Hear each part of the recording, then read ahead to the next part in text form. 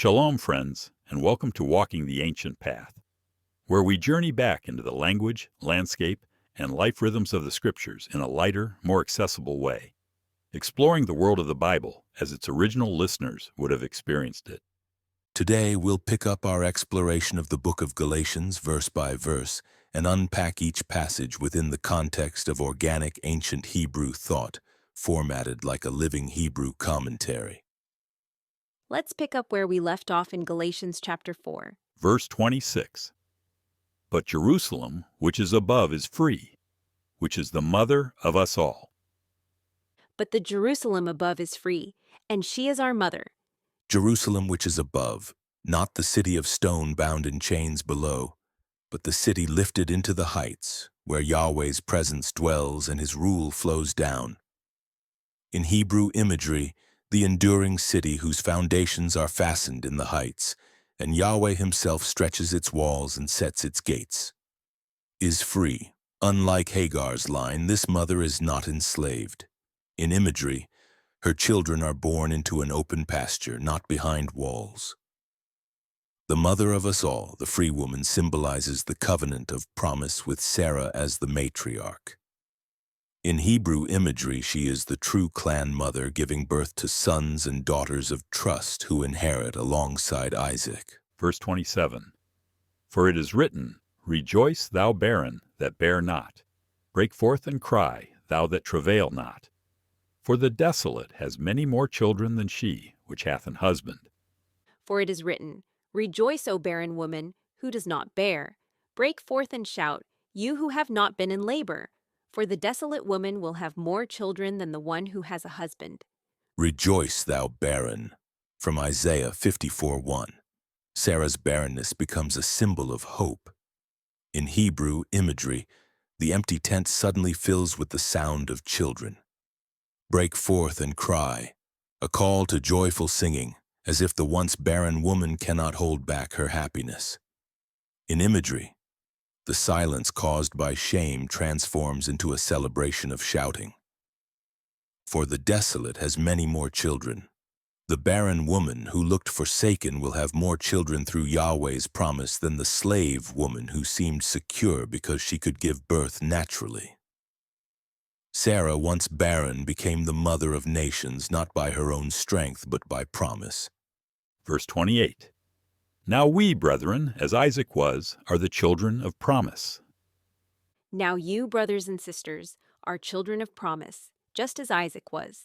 Now we are the children of promise. Paul includes himself with them. In Hebrew imagery, all gathered under Sarah's tent, born not of human effort but of Yahweh's word. As Isaac was the miracle child born when Sarah's womb was barren.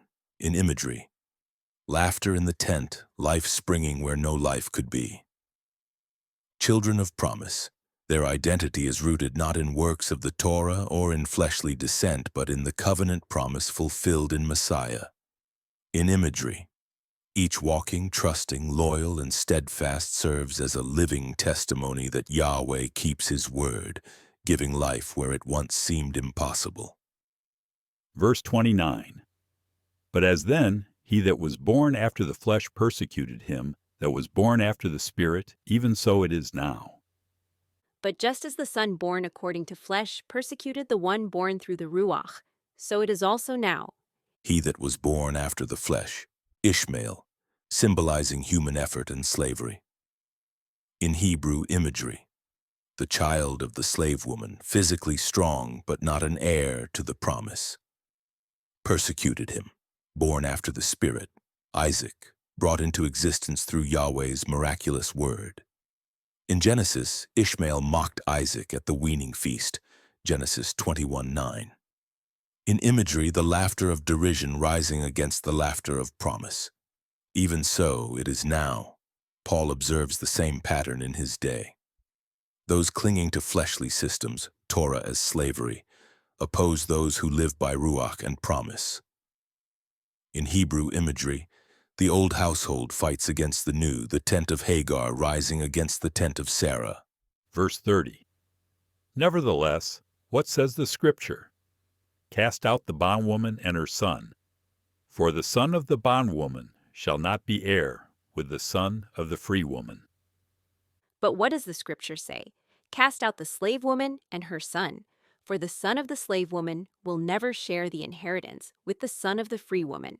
What says the scripture? Paul appeals again to Torah itself, citing Genesis 21:10, where Sarah demanded that Hagar and Ishmael be sent away.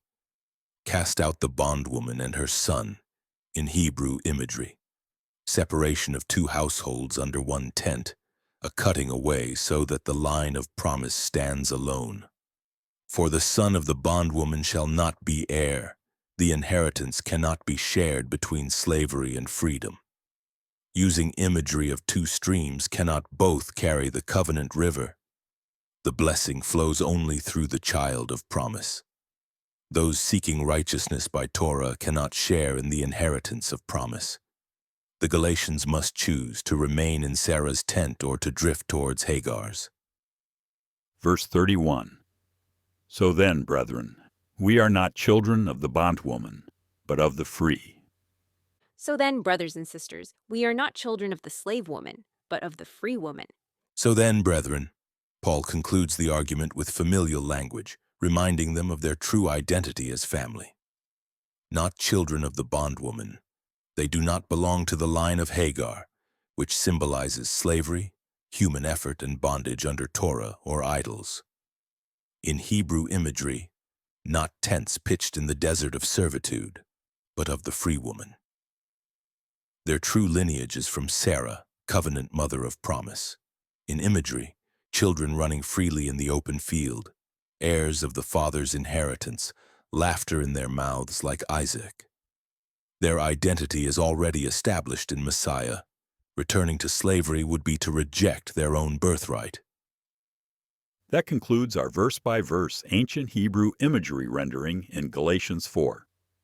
We'll pause here and step into chapter 5 in our next episode. If you listeners have areas of interest you'd like to explore further, questions, or comments, please don't hesitate to let us know.